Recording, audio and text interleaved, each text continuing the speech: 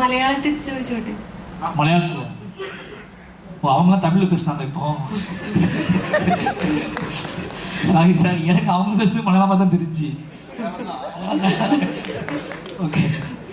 മാരി സെൽവരാജിന്റെ സിനിമകൾ തന്നെയാണ് അങ്ങയുടെ രാഷ്ട്രീയം.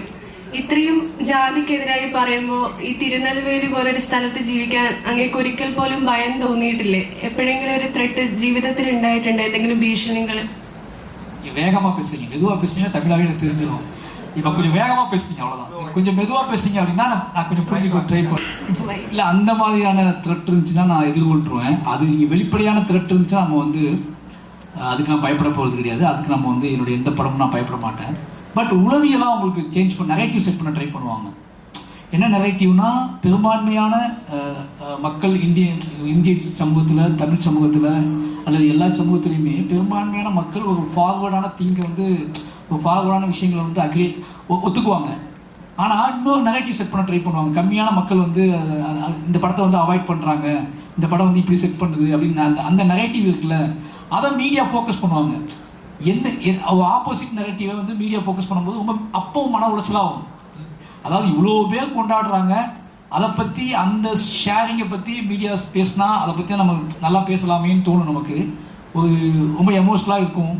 ஆனால் எதை நம்ம காது கேட்கக்கூடாதுன்னு நினைப்போமோ அதை மீடியா கொண்டு வந்து நம்ம முன்னாடி நிப்பாட்டி, அங்கே ஒருத்தர் அப்படி சொன்னாங்க, அது உங்களை எப்படி பாதிச்சிச்சா, இங்கே ஒருத்தர் சொன்னாரே அதுக்கு உங்கள் பதில் என்ன, என் கண்ணு முன்னாடி 50 பேர் பாராட்டிகிட்டு இருப்பாங்க, அதை விட்டுருவாங்க. அப்போ என்ன அப்படின்னா, அந்த நெரேட்டிவ் செட் பண்ணும்போது நம்ம மைண்டுக்கு என்னென்னா, திருப்பி நம்ம வேலை செய்யும்போது டயர்டாகும். ஆனால் இதெல்லாம் தாண்டி தான் அடுத்த ஸ்கிரிப்டுக்கு போகன்றது.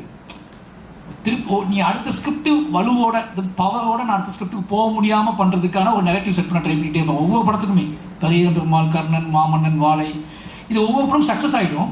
ஆனால் நான் அடுத்த படத்துக்கு போக முன்னாடி என்னோட மூளையை வந்து டிஸ்டர்ப் பண்ணுவாங்க.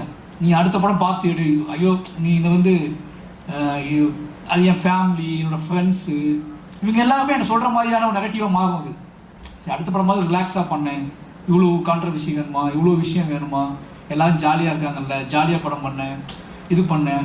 பட் நான் என்னோடய ஆன்மா, என்னோடய ஆத்மா என்ன விரும்புதோ, என்னோடய ஹார்ட் எதை நோக்கி பயணிக்குதோ, நான் எதை வந்து என்ன செஞ்சால், எந்த மாதிரியான ஸ்கிரிப்ட் எழுதும்போது நான் பயங்கர பவர்ஃபுல்லாக ஒரு ஹியூமனாக நான் முழுமை அடைகிறனோ அதைத்தான் நான் செய்ய முடியும். ஆனால் என்ன பண்ணுவாங்கன்னா, வேற ஒரு நெரேட்டிவ்க்கு என்னை தள்ள ட்ரை பண்ணுவாங்க.